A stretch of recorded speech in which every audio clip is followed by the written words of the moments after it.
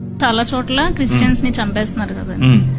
So చంపేసిన వెనకాల ఉన్న వాళ్ళకి ఎందుకు దేవుడు పనిష్ చేయట్లేదు? క్రిస్టియన్స్ ని చంపితేనే దేవుడు పనిష్మెంట్ ఇవ్వాలా, లేకపోతే ఎవరిని చంపినా ఇవ్వాలా?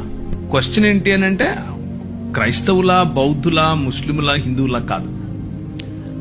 ఒక మనిషిని అన్యాయంగా చంపడం, అన్యాయం జరిగిన చోట దేవుడు ఎందుకు ఏం చేయట్లేదు కదా, అంతేనా?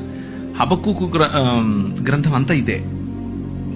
The entire book of Habakkuk is this.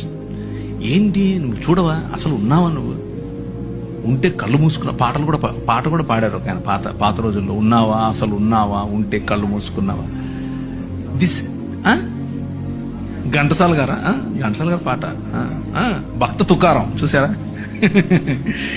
అందరు భక్తులకు ఇదే క్వశ్చన్, మీకొకరికే కాదు, ప్రపంచంలో ఉన్న అన్ని రకాల భక్తులకు ఇదే క్వశ్చన్. అయితే భక్తులు ఏం ఎక్స్పెక్ట్ చేస్తారంటే జరగంగానే ఆయన కత్తెత్తుకొని వచ్చేసి వేసేయాలనుకుంటారు.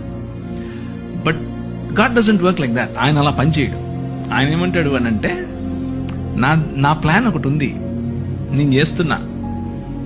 అప్పుడు హబక్కుకు కోపం వచ్చి దాన్ని ఏమంటారు, అలిగితాడు.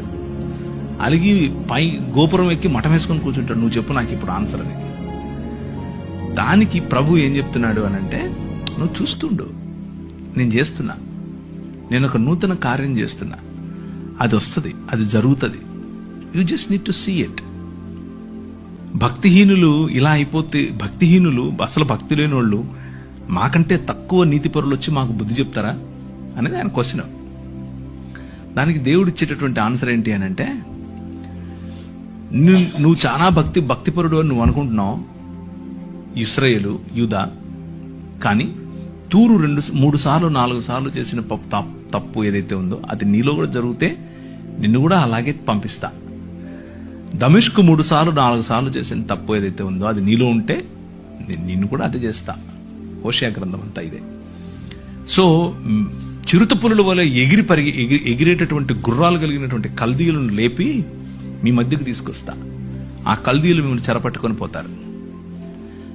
మేము హింసింపబడటం నీకు ఇష్టమా అని అడుగుతాడు ఈయన. ఏంటిది ఇలా చేస్తావా అంటే, అందుకే విను జాగ్రత్తగా, నేను ఒక కొత్త పని చేస్తున్నా, నూతనమైనటువంటి పని. సంవత్సరాలు గడుచుతూ ఉండగా నీ పని నువ్వు చేయి, నన్ను క్షమించు, నాకు ఇప్పుడు అర్థమైంది. నువ్వు చేస్తున్నావు పని, యువర్ వర్కింగ్ బిహైండ్ ఇట్, కాకపోతే నేను అనుకుంటున్న పద్ధతిలో చేయట్లేదు.